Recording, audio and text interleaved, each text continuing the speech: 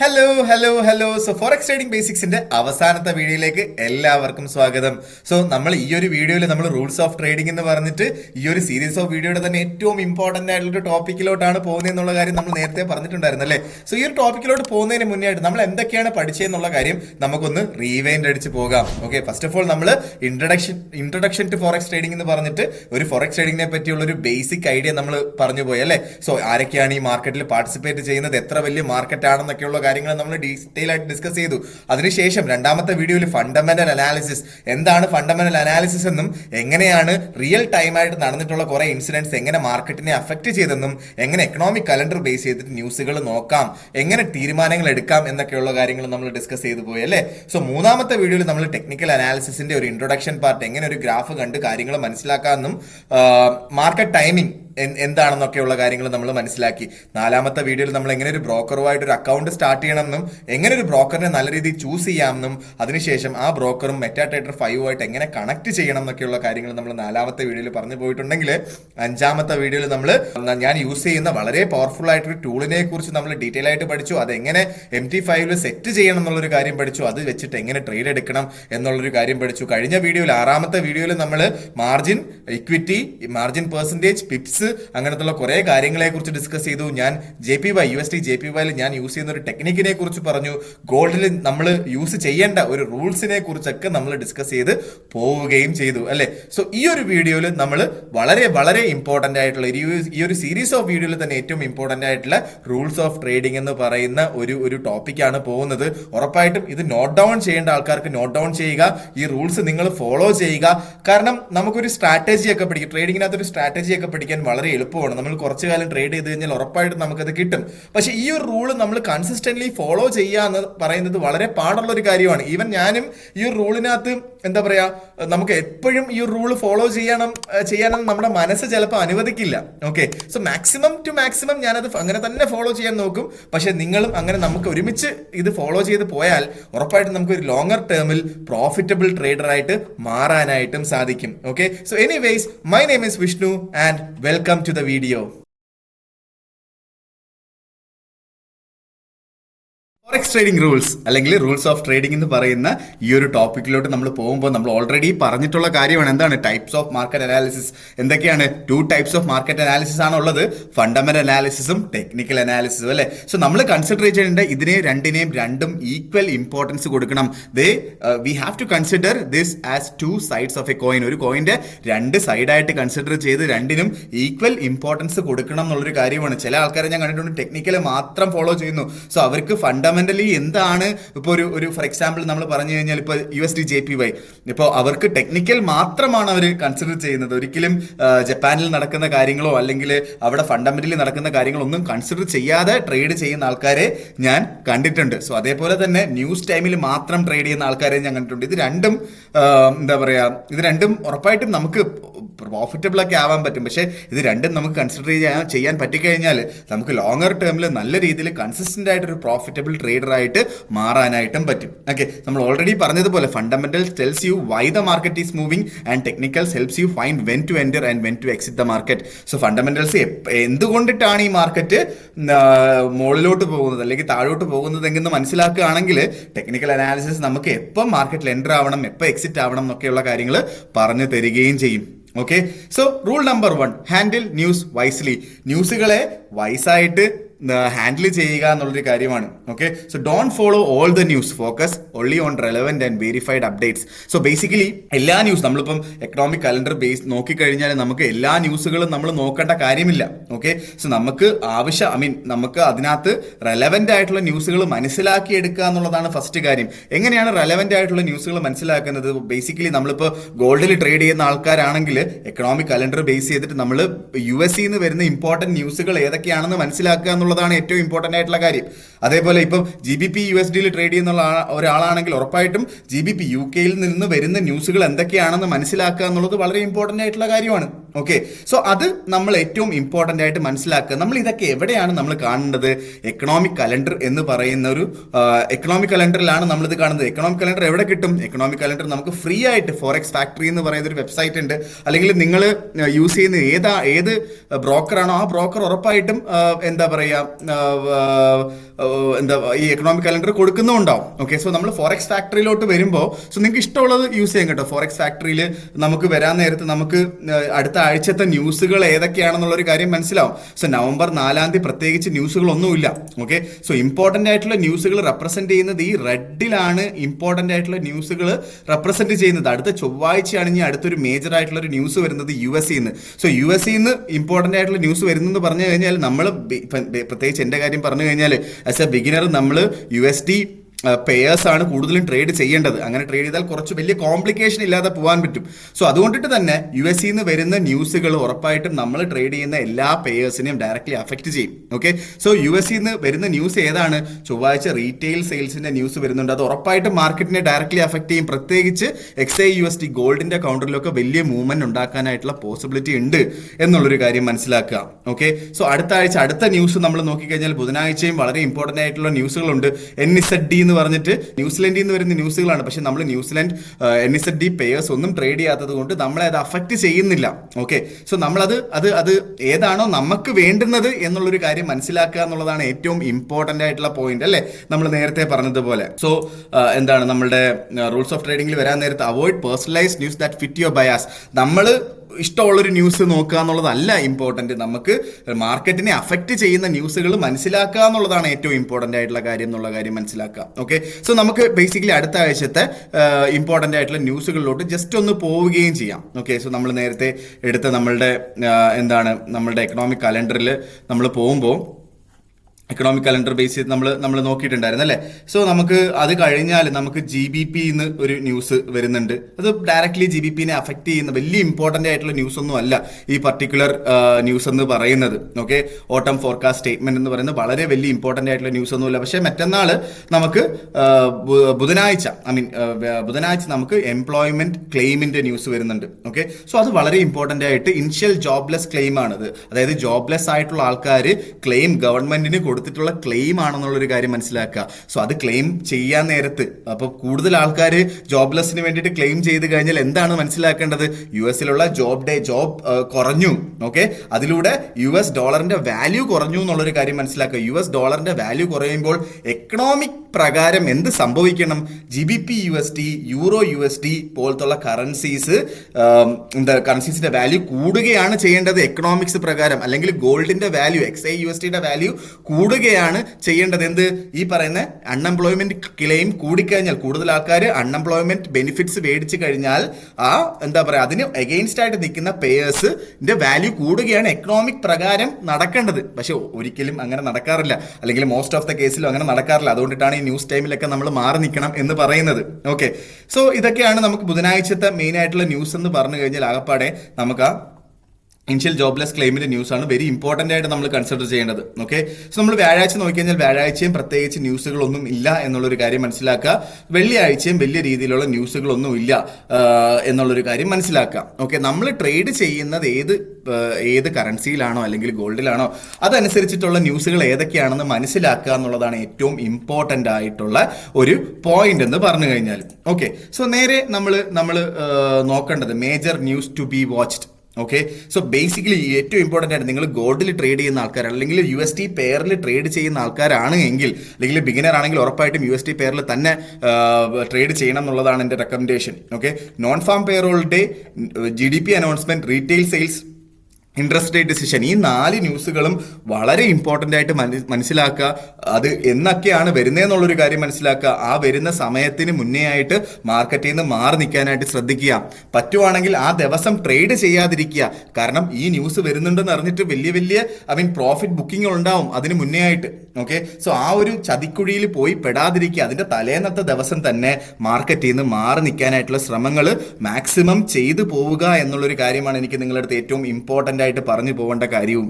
Okay, so basically എനിക്ക് നിങ്ങളുടെ അടുത്ത് പറയാനായിട്ടുള്ളത്, നിങ്ങൾ NFP നോൺ ഫാം പേറോൾ എന്ന് പറയുന്ന ന്യൂസ് എപ്പോഴാണ് വന്നിട്ടുള്ളത്, കഴിഞ്ഞ NFPയുടെ ന്യൂസ് എപ്പോഴാണ് വന്നിട്ടുള്ളത് എന്നുള്ളൊരു കാര്യം നിങ്ങൾ തന്നെ മനസ്സിലാക്കി, ന്യൂസ് എക്കണോമിക് കലണ്ടറിൽ പോയിട്ട് അത് മനസ്സിലാക്കിയതിന് ശേഷം ആ ദിവസം മൂവ്മെന്റ് എങ്ങനെ മാർക്കറ്റിൽ മൂവ്മെന്റ് ഉണ്ടായിരുന്നു എന്നുള്ളൊരു കാര്യം കൂടെ മനസ്സിലാക്കുക. പക്ഷേ നിങ്ങൾ മനസ്സിലാക്കേണ്ടത്, ഇപ്പൊ ഈ വീഡിയോ റെക്കോർഡ് ചെയ്യുന്നത് ഞാൻ നവംബർ 22, 2025 ഓക്കെ.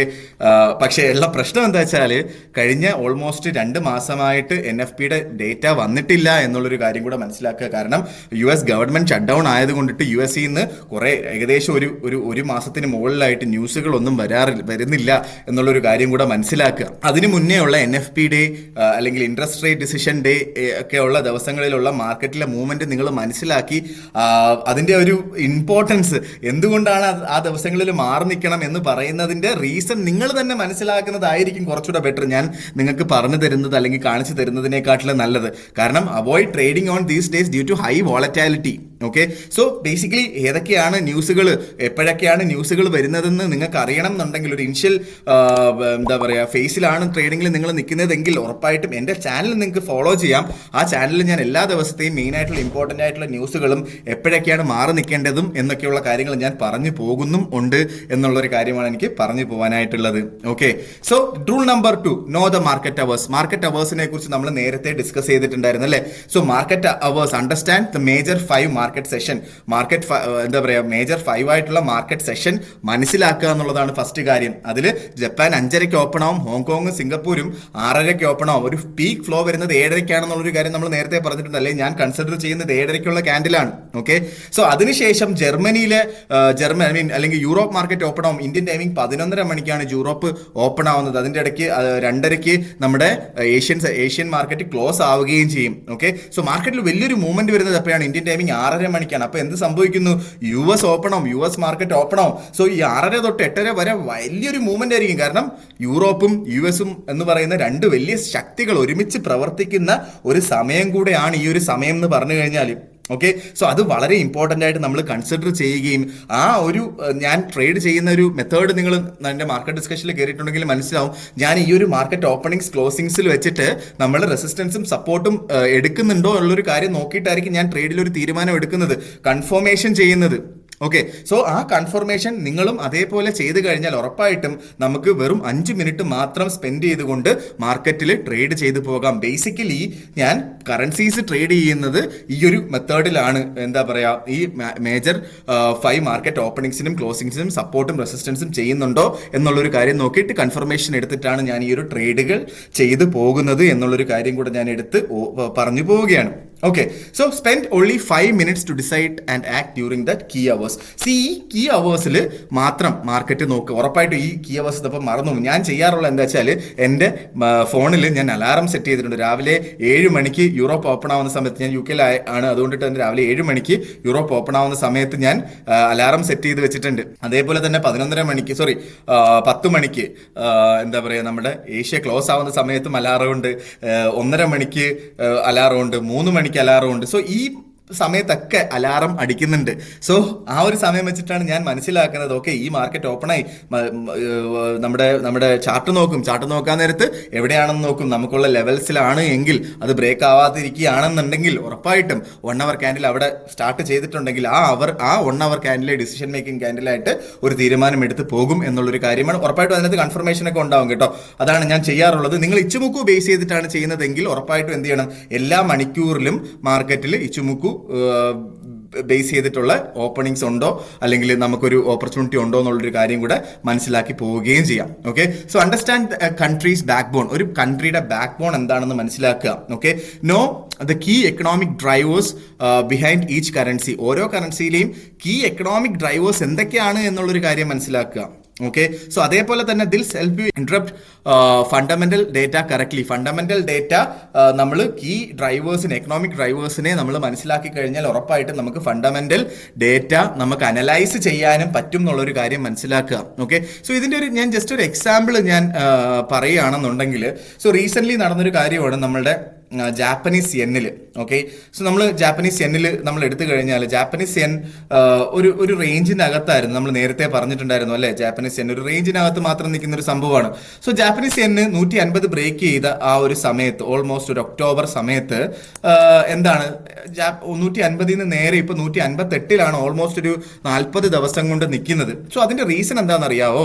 അവിടെ ഒക്ടോബർ 21 പുതിയ പ്രൈം മിനിസ്റ്റർ ചാർജ് എടുത്തു. ഓക്കെ, പുതിയ പ്രൈം മിനിസ്റ്റർ ചാർജ് എടുത്തതോടെ ജപ്പാൻ എക്കണോമി നല്ല രീതിയിൽ ഉള്ളൊരു ഗ്രോത്ത് കാണിക്കുകയും ചെയ്തു.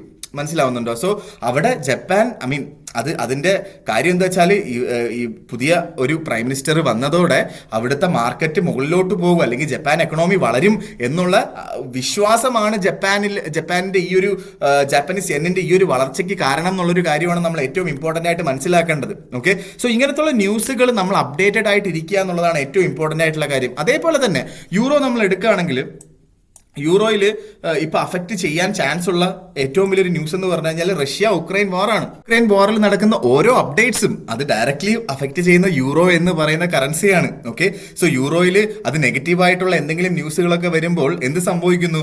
യൂറോയുടെ വാല്യൂ കുറയുകയും ചെയ്യുന്നു അല്ലെ. യൂറോയിലുള്ള വാല്യൂ കുറയാൻ നേരത്ത് അത് directly proportional to inversely proportional to GBP USD ആണ്. സോ GBPയിലുള്ള എന്താ പറയാ ഇൻവെസ്റ്റ്മെന്റ് കൂടുകയും ചെയ്യും. അങ്ങനെ GBP USD എന്ന് പറയുന്ന കറൻസിയുടെ വാല്യൂ കൂടുകയും ചെയ്യും. ഇതെല്ലാം ഇന്റർ കണക്റ്റഡ് ആണ് എന്നുള്ളൊരു കാര്യം കൂടെ മനസ്സിലാക്കുക. ഓക്കെ, സോ ഇത് വളരെ ഇമ്പോർട്ടന്റ് ആയിട്ട് എനിക്ക് പറഞ്ഞു പോകാനായിട്ടുള്ള രണ്ടാമത്തെ റൂള് കൂടെയാണ്, മൂന്നാമത്തെ റൂള് കൂടെയാണ് understand the countries backbone എന്ന് പറയുന്നത്. Okay, so think beyond surface news. Don't act on isolated news headlines. News headlines മാത്രം കൊണ്ട് ഒരു തീരുമാനം എടുക്കാതിരിക്കുക. Analyse related and connected news for better understanding. So ഈ ഒരു കാര്യത്തിനെ കുറിച്ച് നമ്മൾ നേരത്തെ ഡിസ്കസ് ചെയ്ത ഒരു കാര്യമുണ്ടല്ലേ, നമ്മൾ ഫണ്ടമെന്റൽ അനാലിസിസിൽ റിയൽ ടൈം ന്യൂസുകൾ പറയുന്ന സമയത്ത് ജപ്പാനിൽ ഉണ്ടായ ഒരു സുനാമിയെ കുറിച്ച് നമ്മൾ പറഞ്ഞിട്ടുണ്ടായിരുന്നു അല്ലെ. ജപ്പാനിൽ സുനാമി ഉണ്ടായി, ജപ്പാനിലെ മിക്കവാറും സുനാമി ഉണ്ടാവാറുണ്ട്. സോ ജപ്പാനിലെ സുനാമി ഒരു വട്ടം ഉണ്ടായ സമയത്ത് അവിടെ വലിയൊരു എന്താ പറയാ ജാപ്പനീസ് യെന്നിന്റെ വാല്യൂ ഭയങ്കരമായിട്ട് ഇടിഞ്ഞു, നല്ല രീതിയിൽ ഇടിഞ്ഞു. ഓക്കെ, വലിയൊരു മൂവ്മെന്റ് ആണ് അതിനകത്ത് ഉണ്ടായത്. ഓക്കെ, സോ അത് നേരത്തെ തന്നെ സുനാമി വരുമെന്നുള്ള കാര്യം ജപ്പാനീസ് ഗവൺമെന്റ് ആൾക്കാരെ അറിയിച്ചിട്ടുണ്ടായിരുന്നു. ആളപായങ്ങൾ ഉണ്ടായിട്ടില്ലായിരുന്നു. ഓക്കെ, സോ അങ്ങനെയൊക്കെ ഒരു പ്രശ്നവും നമ്മൾ നോക്കാൻ നേരത്ത് ഉണ്ടായിട്ടില്ല.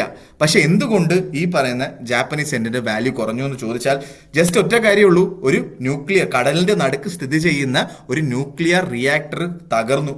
ഓക്കെ, സോ ആ ഒരു കാര്യം കൊണ്ടിട്ടാണ് ആക്ച്വലി അവിടെ എന്ത് സംഭവിച്ചത്, അവിടെ ജാപ്പനീസ് യെന്നിന്റെ വാല്യൂ കുറയാനായിട്ടുള്ള മേജർ ആയിട്ടുള്ള റീസൺ. സോ നമ്മൾ ഒരു ന്യൂസിനെ ഡയറക്ട്ലി നോക്കി കാണാതെ അതിനെ അനുബന്ധിക്കുന്ന കാര്യങ്ങൾ മനസ്സിലാക്കാനായിട്ടുള്ള ശ്രമങ്ങൾ നടത്തുക. അതൊന്നും പെട്ടെന്നൊന്നും നമുക്ക് ഒരു തുടക്കത്തിൽ നമുക്ക് ട്രേഡിങ് ചെയ്യാൻ സ്റ്റാർട്ട് ചെയ്യുന്ന സമയത്ത് തന്നെ അങ്ങനെയൊക്കെ മനസ്സിലാക്കാൻ ഒന്നും നമുക്ക് പറ്റില്ല. So over A point of time നമ്മൾ മനസ്സിലാക്കി എടുക്കുന്ന കുറച്ച് കാര്യങ്ങളാണ് ആക്ച്വലി ഇതെന്നൊക്കെ പറഞ്ഞു കഴിഞ്ഞാൽ. ഓക്കെ, സോ ഒരു ന്യൂസ് നടക്കുന്നു. ഇപ്പൊ ഫോർ എക്സാമ്പിൾ എന്താണ് കഴിഞ്ഞ വട്ടം എന്താണ് കുറെ ആൾക്കാർ ഇസ്രയേലും ഇറാനും തമ്മിലുള്ള ഒരു വാർ നടന്നിട്ടുണ്ടായിരുന്നല്ലോ. ആ സമയത്ത് മാർക്കറ്റ് സ്റ്റാർട്ടിങ് സമയത്ത് തന്നെ മാർക്കറ്റിൽ കയറി ബൈ ചെയ്യാൻ തുടങ്ങി. ഓക്കെ, സോ ബൈ അത് ആ ഒരു ഹെഡ്ലൈൻ വന്നപ്പോൾ തന്നെ ബൈ ചെയ്ത് മുന്നോട്ട് പോവുകയായിരുന്നു. പക്ഷെ ഒരുപാട് ആൾക്കാർ അതിനകത്ത് പെട്ടുപോയി. കാരണം 2 ദിവസം കൊണ്ട് വാർ അവസാനിച്ചു എന്നുള്ളൊരു കാര്യമാണ് നമ്മൾ മനസ്സിലാക്കേണ്ടത് അല്ലേ. സോ ഇങ്ങനത്തുള്ള കാര്യങ്ങൾ ഹെഡ്ലൈൻസ് മാത്രം മനസ്സിലാക്കാതെ എന്താണ് അതിന്റെ യഥാർത്ഥത്തിലുള്ള കാര്യങ്ങൾ എന്താണെന്നുള്ളൊരു കാര്യങ്ങൾ കൂടെ മനസ്സിലാക്കാനായിട്ട് ശ്രമിക്കുക. Okay, so rule number 5 and 6, risk and losses. Right, so define your risk before entering a trade. ഒരു ട്രേഡിൽ എൻ്റർ ആവുന്നതിന് മുന്നേ നമുക്ക് എത്രമാത്രം ലോസുകൾ ഉണ്ടാകും എന്നുള്ളൊരു കാര്യം ഡിഫൈൻ ചെയ്തിട്ട് മാത്രം ഇറങ്ങുക. കാരണം അത് മാത്രമേ നമ്മളുടെ കയ്യിലുള്ളൂ അല്ലെ. ലോസ് ആയാൽ എത്രമാത്രം ലോസ് ആകും എന്നുള്ളത് മാത്രമേ നമ്മളുടെ കയ്യിലുള്ളൂ. ഒരിക്കലും നമ്മൾ ഈ പല ആൾക്കാരും സ്റ്റോപ്പ് ലോസ് ഇല്ലാതെ ട്രേഡ് ചെയ്യുന്നത് ഞാൻ കണ്ടിട്ടുണ്ട്. അവരൊരു 10 ട്രേഡ് ചിലപ്പം സ്റ്റോപ്പ് ലോസ് അടിക്കാതെ അല്ലെങ്കിൽ ലോസുകൾ വരാതെ ട്രേഡ് ചെയ്ത് ഒരു $1000 ഉണ്ടാക്കിയേക്കാം. പക്ഷെ 11ാമത്തെ ട്രേഡിൽ ഈ $1000 പോകുന്ന ഒരു കാഴ്ചയാണ് നമ്മൾ കണ്ടുകൊണ്ടിരിക്കുന്നത്. Okay, so accept the small loss and it's a part of the game. Loss ചെറുതായിരിക്കുമ്പോൾ സമയത്ത് എന്താ പറയുക, അത് അക്സെപ്റ്റ് ചെയ്യാൻ പഠിക്കുക. Okay, never let a profitable trade turn into a loss. ഒരു പ്രോഫിറ്റബിൾ ട്രേഡിനെ ലോസിലോട്ട് ആകാതിരിക്കുക. അതായത് നമ്മൾ ഒരു സ്റ്റോപ്പ് ലോസ്, ഒരു പൊസിഷൻ എടുത്തു കഴിഞ്ഞാൽ അതിനെ സ്റ്റോപ്പ് ലോസും ഡിഫൈൻ ചെയ്യുക, അതേപോലെ ടേക്ക് പ്രോഫിറ്റും ഡിഫൈൻ ചെയ്യുക. കാരണം ഞാൻ പല വട്ടവും ഇപ്പൊ എന്നെ സംബന്ധിച്ചിടത്തോളം എനിക്ക് എന്താ പറയുക, നമ്മുടെ ഇമോഷൻസ് കൺട്രോൾ ചെയ്യാൻ പറ്റാത്തത് എന്താണ്. സോ ഫോർ ഇപ്പൊ ഞാനൊരു ട്രേഡ് എടുത്തിട്ട് ഞാൻ ഏകദേശം ഒരു $500 അല്ലെങ്കിൽ $1000 പ്രോഫിറ്റ് കണ്ടു. ഞാൻ ആ പ്രോഫിറ്റ് എടുത്ത് മാറിയില്ല, മാർക്കറ്റ് ഓപ്പോസിറ്റ് ഡയറക്ഷനിൽ വന്നു. ഓക്കെ, ഓപ്പോസിറ്റ് ഡയറക്ഷനിൽ ഇപ്പോൾ $1000 പ്രോഫിറ്റ് ഞാൻ കണ്ടൊരു പൊസിഷൻ $500 പ്രോഫിറ്റ് ആവുമ്പോൾ ഞാൻ അതിനകത്ത് കട്ട് ചെയ്ത് മാറാനായിട്ട് എൻ്റെ മനസ്സ് എന്നെ അനുവദിക്കത്തില്ല. At the end of the day ചിലപ്പോൾ ഞാൻ $500 ലോസിൽ അവസാനിപ്പിക്കേണ്ടി വരുന്ന ട്രേഡുകൾ ഉണ്ടായിട്ടുണ്ട് പണ്ട്. സോ അതുകൊണ്ടിട്ട് തന്നെ എന്തായാലും നമ്മളൊരു ട്രേഡിൽ എൻ്റർ ചെയ്യുമ്പോൾ സ്റ്റോപ്പ് ലോസും ഡിഫൈൻ ചെയ്യുക, അതേപോലെ തന്നെ ടേക്ക് പ്രോഫിറ്റും ഡിഫൈൻ ചെയ്യുക എന്നുള്ളൊരു കാര്യമാണ് എനിക്ക് നിങ്ങളുടെ അടുത്ത് പറയാനായിട്ടുള്ളത്. ഓക്കെ, സോ അതേപോലെ തന്നെ ഓക്കെ, നമ്മളൊരു സ്റ്റോപ്പ് ലോസ് ഇട്ടു. ഓക്കെ, നമ്മൾ ടേക്ക് പ്രോഫിറ്റ് വളരെ വലുതാണ്, 1:3 റേഷ്യോയിലൊക്കെയാണ് നമ്മൾ ടേക്ക് പ്രോഫിറ്റ് ഇട്ടിട്ടുള്ളതെങ്കിൽ എന്താണ് അത് ഓൾറെഡി ഒരു സപ്പോർട്ട് സോണൊക്കെ റെസിസ്റ്റൻസ് സോണൊക്കെ താണ്ടി മുകളിലോട്ട് പോയിട്ടുണ്ട് എങ്കിൽ, ഫോർ എക്സാമ്പിൾ നമ്മൾ 4000 അവിടെ നിന്ന് ഒരു ഗോൾഡ് ഒരു ബൈ ചെയ്തു എന്ന് വിചാരിച്ചോ. സോ നമ്മൾ സ്റ്റോപ്പ് ലോസ് ഇട്ടത് 3975 വിചാരിച്ചോ. ഓക്കെ, നമ്മുടെ ടേക്ക് പ്രോഫിറ്റ് കിടക്കുന്നത് 4075 വിചാരിച്ചോ. സോ നമുക്കറിയാം 4030 എന്ന് പറയുന്നത് ഒരു റെസിസ്റ്റൻസ് ആണ്. അവിടെ റെസിസ്റ്റ് ചെയ്ത് പുതിയ ക്യാൻഡിൽ മുകളിൽ ഓപ്പൺ ആയി അത് മുകളിലോട്ട് പോകുന്ന ഒരു സംഭവം നമ്മൾ കണ്ടിട്ടുണ്ടെങ്കിൽ നമ്മൾ സ്റ്റോപ്പ് ലോസ് നമുക്ക് മാറ്റി വെക്കാനായിട്ടുള്ള ഓപ്ഷൻ ഉണ്ട്. അതിനാണ് നമ്മൾ ട്രെയിലിംഗ് സ്റ്റോപ്പ് ലോസ് എന്ന് വിളിക്കുന്നത്. ഓക്കെ, സോ നമുക്ക് എന്ത് ചെയ്യാം, നമുക്ക് 3975 നമ്മുടെ സ്റ്റോപ്പ് ലോസ് മാറ്റി 4025 കൊണ്ടുവെക്കാം. സോ മാർക്കറ്റ് 4040 നിൽക്കുന്നു, നമുക്ക് ഓൾമോസ്റ്റ് ഒരു ലോട്ടി ട്രേഡ് ചെയ്ത ഒരാൾക്ക് $4000 പ്രോഫിറ്റിലും നിൽക്കുന്നു എങ്കിൽ മാർക്കറ്റ് സപ്പോസ് താഴോട്ട് വന്ന് 4025 ഹിറ്റായി നമുക്ക് $25 ടേക്ക് പ്രോഫിറ്റും കിട്ടും. അതായത് $2500 എങ്കിലും നമുക്ക് കിട്ടും. നമുക്കൊരു ലോസിൽ അത് അവസാനിപ്പിക്കേണ്ടി വരത്തില്ല എന്നുള്ളതാണ് ഈ ട്രെയിലിംഗ് സ്റ്റോപ്പ് ലോസിന്റെ അഡ്വാൻറ്റേജ്. അത് വെറുതെ ഇടണം എന്നുള്ളതല്ല ഞാൻ പറയുന്നത്.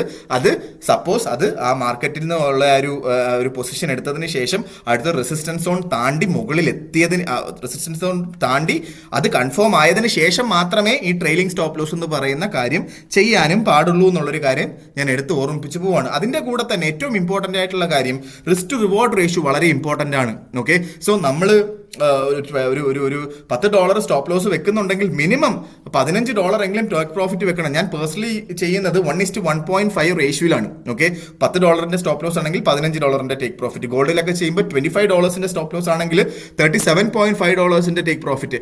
$30 ആണ് സ്റ്റോപ്പ് ലോസ് വെക്കുന്നതെങ്കിൽ $45 ടേക്ക് പ്രോഫിറ്റ് ആണ് വെക്കേണ്ടത്. ഓക്കെ, സോ അത് വളരെ വളരെ ഇമ്പോർട്ടന്റ് ആയിട്ട് നമ്മൾ കൺസിഡർ ചെയ്ത് പോവുകയും ചെയ്യണം. കാരണം അല്ല എങ്കിൽ നമുക്ക് ഉറപ്പായിട്ടും ലോങ്ങർ ടേമിൽ നമുക്കൊരു കൺസിസ്റ്റന്റ് പ്രോഫിറ്റബിൾ ട്രേഡർ ആയിട്ട് മാറാൻ പറ്റില്ല എന്നുള്ളൊരു കാര്യം കൂടെ ഏറ്റവും ഇമ്പോർട്ടന്റ് ആയിട്ട് മനസ്സിലാക്കുക. Okay, so rule number 7 and 8, personalise your trading. Okay, consider your life style and available time. So available ടൈമും നിങ്ങളുടെ ലൈഫ് സ്റ്റൈലും മനസ്സിലാക്കുക. നിങ്ങൾക്ക് എന്താണ് ജോലി, നിങ്ങൾക്ക് എത്രമാത്രം ട്രേഡിനകത്ത് ഇറങ്ങാൻ പറ്റും എന്നൊക്കെയുള്ള ഒരു കാര്യം മനസ്സിലാക്കിയതിന് ശേഷം മാത്രം ട്രേഡ് എടുക്കുക. ഫോർ എക്സാമ്പിൾ ഞാനിപ്പോൾ UK യിലാണ്, എനിക്കിവിടെ ഇന്ത്യൻ ടൈമിംഗ് 7-7:30 മണിക്ക് നമ്മൾ കൺസിഡർ ചെയ്യുന്നത് പറയുന്നു അല്ലേ. സോ ഇവിടെ 7:30 മണി എന്ന് പറഞ്ഞാൽ ഇവിടെ 2 മണിയാണ് രാത്രിയിൽ. ആ സമയത്ത് ഞാൻ എഴുന്നേറ്റിരുന്ന് കഴിഞ്ഞാൽ പിറ്റേ ദിവസം എനിക്ക് ഒരു പണിയും ചെയ്യാൻ പറ്റത്തില്ല, ഞാൻ ഉറങ്ങിപ്പോവും അല്ലേ. സോ അതുകൊണ്ടിട്ട് ഞാൻ ആ ഒരു സമയം കൺസിഡർ ചെയ്യാറില്ല. ഞാൻ കൺസിഡർ ചെയ്യുന്ന യൂറോപ്യൻ ടൈമാണ്. രാവിലെ 7 മണിക്ക്, ഇവിടുത്തെ 7 മണിക്കാണ് ഞാൻ നോക്കുന്നത്. അത് അവിടുത്തെ 11:30 മണിക്കുള്ള ക്യാൻഡിലാണ് ഞാൻ കൺസിഡർ ചെയ്യുന്നത്. Okay, so understand your way of thinking.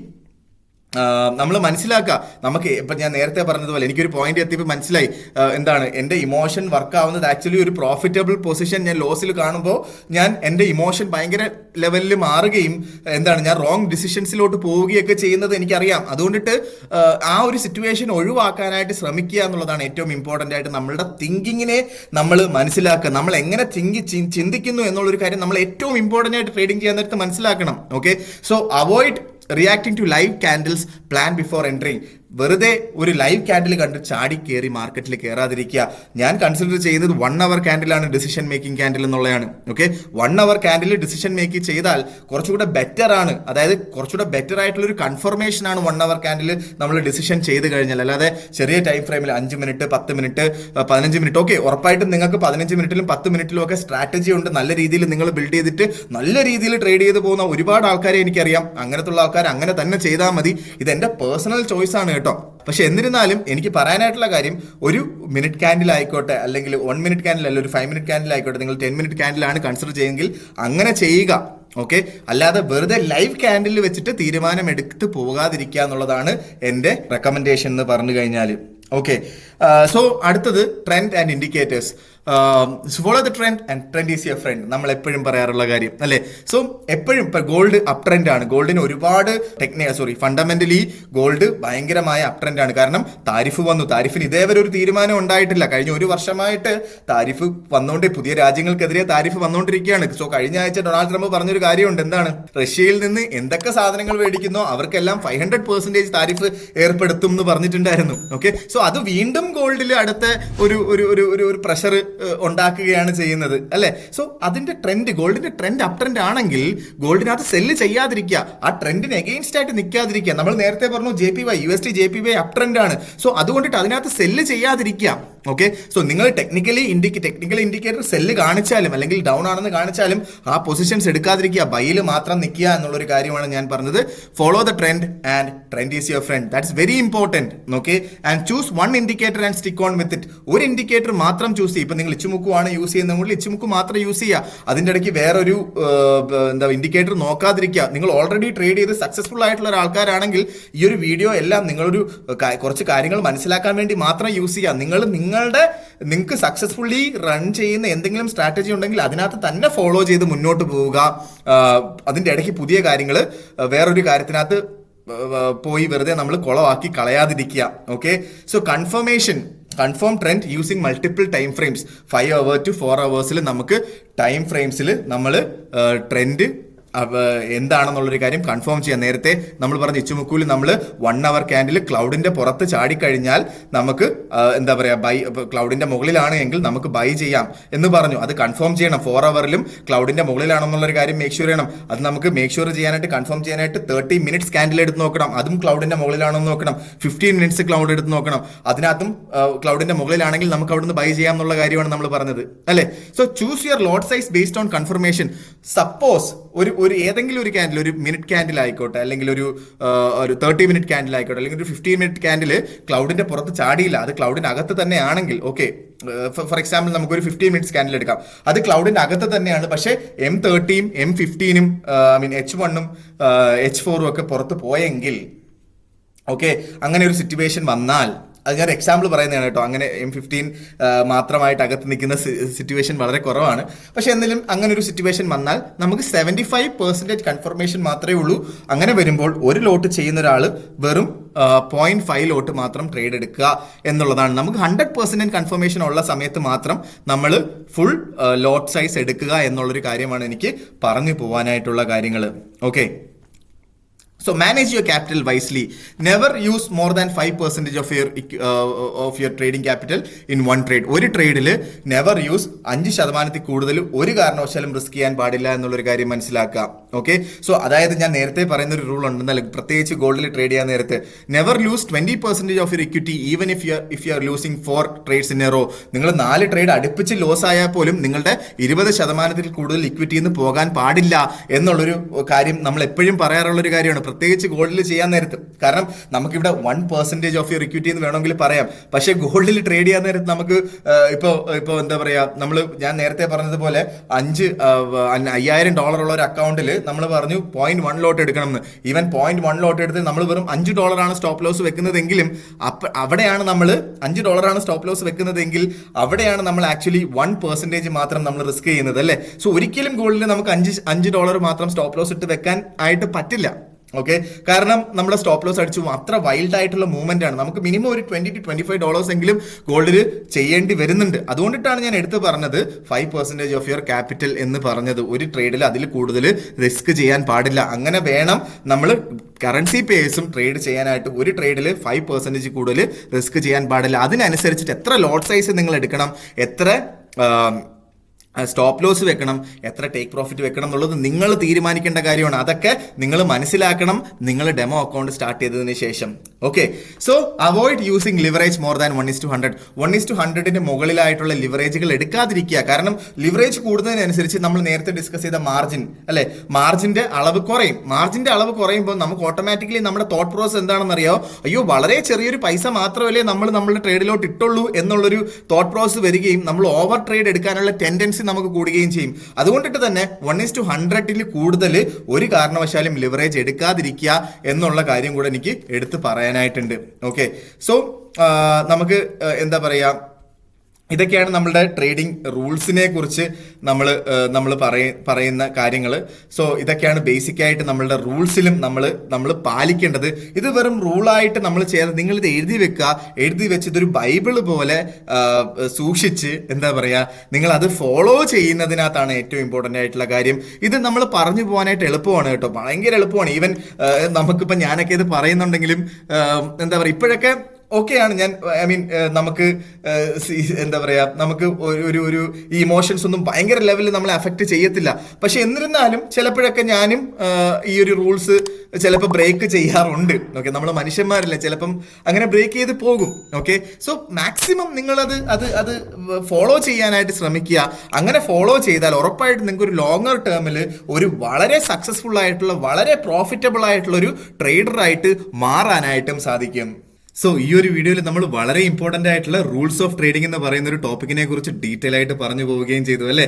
So ഇതിൽ എനിക്ക് നിങ്ങളുടെ അടുത്ത് പറയാനായിട്ടുള്ള കാര്യം എന്താ വെച്ചാൽ, ഒരു സ്ട്രാറ്റജി പഠിക്കുക എന്ന് പറയുന്നത് വളരെ വലിയ പാടുള്ള കാര്യമൊന്നുമല്ല. പക്ഷേ ഈ റൂൾസ് ഓഫ് ട്രേഡിംഗ് എന്ന് പറയുന്ന റൂൾസ് ഫോളോ ചെയ്യാനായിട്ട് ഇച്ചിരി പാടുള്ള ഒരു കാര്യമാണ്. കാരണം നമ്മൾ കേൾക്കാൻ നേരത്ത് 5% കൂടുതൽ ഒരു കാരണവശാലും നമ്മൾ റിസ്ക് ചെയ്യാൻ പാടില്ല ഒരു ട്രേഡ് എടുക്കുമ്പോൾ അല്ലെ. സ്റ്റോപ്പ് ലോസ് വെക്കണം, ടേക്ക് പ്രോഫിറ്റ് ഡിഫൈൻ ചെയ്തിട്ട് രണ്ടും ഡിഫൈൻ ചെയ്ത് മാത്രം ട്രേഡ് എടുക്കണം എന്നൊക്കെയുള്ള കാര്യങ്ങൾ കേൾക്കാൻ നേരത്തെ എളുപ്പമാണ്. പക്ഷേ നമുക്ക് എപ്പോഴും അങ്ങനെ ചെയ്യാനായിട്ട് നമുക്ക് പറ്റണം എന്നില്ല. കാരണം നമ്മുടെ ഇമോഷൻസ് നമ്മളെ ചിലപ്പം അനുവദിക്കണം എന്നില്ല എന്നുള്ളൊരു കാര്യമാണ് എനിക്ക് പറയാനായിട്ടുള്ളത്. എന്നെ സംബന്ധിച്ചിടത്തോളം ഞാൻ ട്രേഡ് ചെയ്ത ആദ്യത്തെ ഒരു 3 to 6 months ഞാൻ 10% ഞാൻ എന്റെ ക്യാപിറ്റലിൽ 10% പ്രോഫിറ്റ് ഉണ്ടാക്കുന്ന ഒരാളായിരുന്നു. പക്ഷേ ഈ 6 മാസം കഴിഞ്ഞപ്പോൾ എന്ത് സംഭവിച്ചു?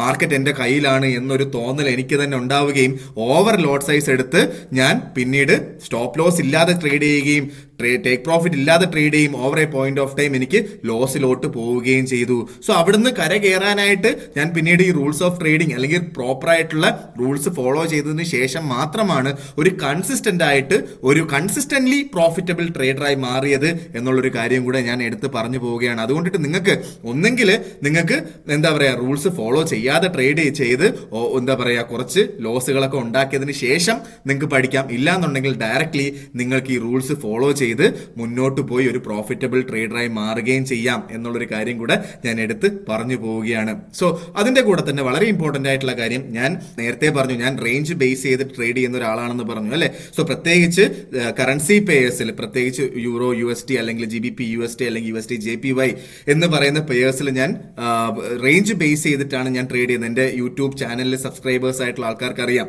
ഓക്കെ, സോ അതിനെക്കുറിച്ച് നിങ്ങൾക്ക് ഡീറ്റെയിൽ ആയിട്ട് പഠിക്കണം എന്നുണ്ടെങ്കിൽ എന്റെ ഡിസ്ക്രിപ്ഷൻ ബോക്സിൽ എന്റെ നമ്പർ ഉണ്ടാവും, എന്റെ മാനേജറിന്റെ നമ്പർ ഉണ്ടാവും.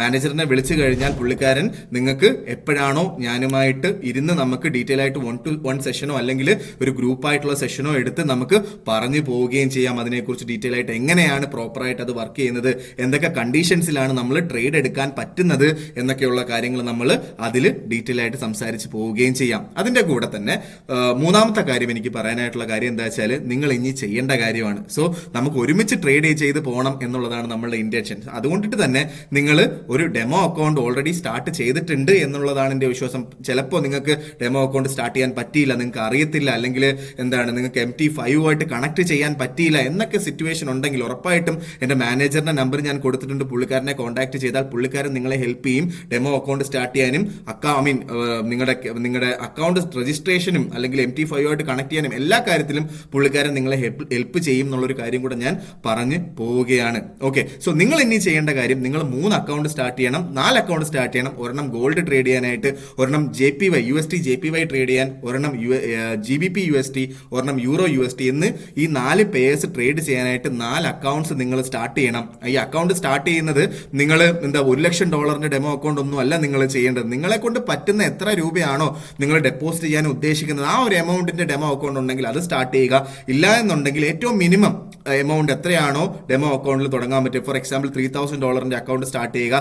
നിങ്ങൾ എത്രയാണോ ഡെപ്പോസിറ്റ് ചെയ്യാൻ ഉദ്ദേശിക്കുന്നത് ആ ഒരു ലോട്ട് സൈസ് മാത്രം നിങ്ങൾ എടുക്കുക എന്നുള്ളൊരു കാര്യമാണ് പറഞ്ഞു പോകാനായിട്ടുള്ളത്. അത് എടുക്കാനായിട്ട് നിങ്ങൾക്ക് ഡൗട്ട് ഉണ്ടെങ്കിൽ ഉറപ്പായിട്ടും ചോദിക്കാം കേട്ടോ. ചോദിച്ചു കഴിഞ്ഞാൽ ഉറപ്പായിട്ട് ഞാൻ പറഞ്ഞ് നിങ്ങൾക്ക് വേണ്ടി ഹെൽപ്പ് ഉറപ്പായിട്ടും ഉണ്ടാവുകയും ചെയ്യും. ഓക്കെ, സോ ആ ഒരു പ്രോപ്പറായിട്ട് എന്താണ് ഗോൾഡിൽ ഇത്രയും ബാലൻസ് ഉണ്ട്, ഇത്രയും ഡെപ്പോസിറ്റ് ചെയ്താൽ എത്ര ലോട്ട് സൈസ് എടുക്കാം, എത്ര സ്റ്റോപ്പ് ലോസ് വെക്കാം, 5% മാത്രം റിസ്ക് എടുക്കുമ്പോൾ എത്ര മാത്രം സ്റ്റോപ്പ് ലോസ് വെക്കാം, എത്ര ലോട്ട് സൈസ് എടുക്കാം എന്നൊക്കെയുള്ള കാര്യങ്ങൾക്ക് നിങ്ങൾക്ക് ഡൗട്ട് ഉണ്ടെങ്കിൽ ഉറപ്പായിട്ടും നിങ്ങൾ അതിനും എന്നെ കോൺടാക്ട് ചെയ്ത് ഉറപ്പായിട്ടും ഞാൻ നിങ്ങൾക്ക് ഹെൽപ്പ് ചെയ്ത് തരികയും ചെയ്യാം. പല ആൾക്കാരും ചെയ്യുന്ന മിസ്റ്റേക്ക് ആണ് വെറുതെ ഒരു ഡെമോ അക്കൗണ്ട് സ്റ്റാർട്ട് ചെയ്ത് വെറുതെ വലിയ ലോട്ട് സൈസ് ഒക്കെ എടുത്ത് അയ്യോ ഡെമോയിൽ ഞാൻ ഒരു ദിവസം $5,000 പ്രോഫിറ്റ് ഉണ്ടാക്കി, $10,000 പ്രോഫിറ്റ് ഉണ്ടാക്കി എന്നൊക്കെ പറഞ്ഞ് നിങ്ങൾ ആ ഒരു മോട്ടിവേഷനിൽ കടവും ഒക്കെ മേടിച്ച് നിങ്ങൾ എന്ത് ചെയ്യും, റിയൽ അക്കൗണ്ട് സ്റ്റാർട്ട് ചെയ്യും. അങ്ങനത്തെ ഒരു മിസ്റ്റേക്കും ചെയ്യാതിരിക്കുക.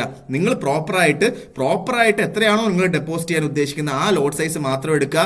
5% കൂടുതൽ റിസ്ക് ചെയ്യാതിരിക്കാനായിട്ട് എത്രമാത്രം സ്റ്റോപ്പ് ലോസ് വെക്കണം എന്നുള്ളൊരു കാര്യം നിങ്ങൾ പഠിക്കണം. അതിനാണ് നിങ്ങൾ ഡെമോ അക്കൗണ്ട് തുടങ്ങുന്നത്. അല്ലാതെ നിങ്ങൾ ഡെമോ അക്കൗണ്ട് സ്റ്റാർട്ട് ചെയ്ത് നിങ്ങളെ തന്നെ സംതൃപ്തിപ്പെടുത്താനായിട്ട് നിങ്ങൾ എന്താ പറയുക വലിയ ലോട്ട് സൈസ് എടുത്ത് വലിയ പ്രോഫിറ്റ് ഉണ്ടാക്കുക എന്നുള്ളതല്ല ഇവിടുത്തെ ഉദ്ദേശം എന്നും കൂടെ ഞാൻ എടുത്ത് പറഞ്ഞു പോവുകയാണ് സുഹൃത്തുക്കളെ. ഓക്കെ, സോ ഇനി നമുക്ക് പറയാനായിട്ടുള്ള 4ാമത്തെ കാര്യം എന്താ വെച്ചാൽ നിങ്ങൾ ബിഗിനർ ആണ് എങ്കിൽ ഉറപ്പായിട്ടും എൻ്റെ ചാനൽ നിങ്ങൾ സബ്സ്ക്രൈബ് ചെയ്യുക. എല്ലാ ദിവസവും ഞാൻ മാർക്കറ്റ് അപ്ഡേറ്റ്സ് ഇടുന്നുണ്ട്. പ്രത്യേകിച്ച് ഗോൾഡിൽ XAUSD, GBPUSD, EURUSD, USDJPY എന്നീ 4 പെയേഴ്സിന്റെ അപ്ഡേറ്റ്സ് ഞാൻ ഇടുന്നുണ്ട്. നിങ്ങൾക്ക് ഡൗട്ട് ഉണ്ടെന്നുണ്ടെങ്കിൽ ഉറപ്പായിട്ടും നിങ്ങൾ അതിൽ കണ്ട് നിങ്ങൾ അതിൽ പറയുന്നത് പോലെ ട്രേഡ് എടുത്ത് മുന്നോട്ട് പോവുക എന്നുള്ളൊരു കാര്യം കൂടെ ഞാൻ എടുത്ത് പറഞ്ഞു പോവാണ്. അതിൻ്റെ കൂടെ ഈ ഒരു കോഴ്സ് നിങ്ങൾക്ക് ഇഷ്ടപ്പെട്ടിട്ടുണ്ടെങ്കിൽ കൂടുതൽ ആൾക്കാരിലോട്ട് ഈ ഒരു വീഡിയോ എത്തിക്കാനായിട്ട് ശ്രമിക്കുക. അവരെ കൂടെ എന്താ പറയാ ഈ ഒരു കോഴ്സിൽ ഇൻക്ലൂഡ് ചെയ്യുക. എന്റെ ഉദ്ദേശം എന്താണെന്ന് വെച്ച് കഴിഞ്ഞാൽ നമ്മൾ ഒരുമിച്ച് ട്രേഡ് ചെയ്ത് പോവുക എന്നുള്ളൊരു കാര്യമാണ് അൾട്ടിമേറ്റ്ലി എന്റെ ഉദ്ദേശം എന്ന് പറഞ്ഞു കഴിഞ്ഞാൽ. അതിന്റെ കൂടെ എനിക്ക് പറയാനായിട്ടുള്ളത് എന്റെ ഡിസ്ക്രിപ്ഷൻ ബോക്സിൽ എന്റെ ടെലഗ്രാം ചാനലിന്റെ ലിങ്ക് ഉണ്ട്. അതിൽ നമുക്കൊരു കമ്മ്യൂണിറ്റി ആയിട്ട് ഫോം ചെയ്യാം. എന്റെ വാട്സ്ആപ്പ് നമ്പർ ഉണ്ട്. നിങ്ങൾക്ക് എന്തെങ്കിലും ഉണ്ടെങ്കിൽ എന്നെ കോൺടാക്ട് ചെയ്യാം. അക്കൗണ്ട് റിലേറ്റഡ് ആയിട്ടുള്ള കാര്യങ്ങൾക്ക് എന്റെ മാനേജറിനെ കോൺടാക്ട് ചെയ്യാം. നമ്മളുടെ കോഴ്സ് അല്ലെങ്കിൽ നമ്മളുടെ എന്താ പറയാ നമ്മളുടെ കറൻസി പേസ് ട്രേഡ് ചെയ്യുന്നതിനകത്ത് എന്തെങ്കിലും ഡൗട്ട് ഉണ്ടെങ്കിൽ നിങ്ങൾക്ക് മാനേജറിനെ കോൺടാക്ട് ചെയ്ത് നമുക്ക് ഡയറക്ട്ലി മീറ്റിംഗ് എടുക്കാവുന്നതുമാണ്. അതേപോലെ തന്നെ കൂടുതൽ ഫീഡ്സിന് വേണ്ടിയിട്ട് എൻ്റെ ഇൻസ്റ്റഗ്രാം ചാനലിന്റെ ലിങ്കും ഞാൻ നമ്മുടെ ഡിസ്ക്രിപ്ഷൻ ബോക്സിൽ കൊടുത്തിട്ടുണ്ട്. നിങ്ങൾക്ക് അത് ഫോളോ ചെയ്യാവുന്നതാണ്. അതേപോലെ തന്നെ ഈ ചാനൽ ഈ ഒരു വീഡിയോ നിങ്ങൾക്ക് ഇഷ്ടമാവണമെങ്കിൽ ഉറപ്പായിട്ടും സബ്സ്ക്രൈബ് ചെയ്ത് കൂടെ കൂടുക. നമുക്ക് ഒരുമിച്ച് ട്രേഡ് ചെയ്തു പോകാം, ഒരുമിച്ച് പ്രോഫിറ്റ് ഉണ്ടാക്കാം, ഒരുമിച്ച് വളരാം എന്ന് പറഞ്ഞുകൊണ്ട് ഈ ഒരു സീരീസ് ഓഫ് വീഡിയോ ഞാനിവിടെ കൺക്ലൂഡ് ചെയ്യാണ്. സോ ഉറപ്പായിട്ടും ഒരുപാട് വീഡിയോസ് ഫോറക്സ് ട്രേഡിംഗ് റിലേറ്റഡ് ആയിട്ടുള്ള ഒരുപാട് വീഡിയോസ് ആയിട്ട് നമുക്ക് വീണ്ടും കാണാം എന്ന് പറഞ്ഞുകൊണ്ട് എല്ലാവർക്കും ഗുഡ് ബൈ.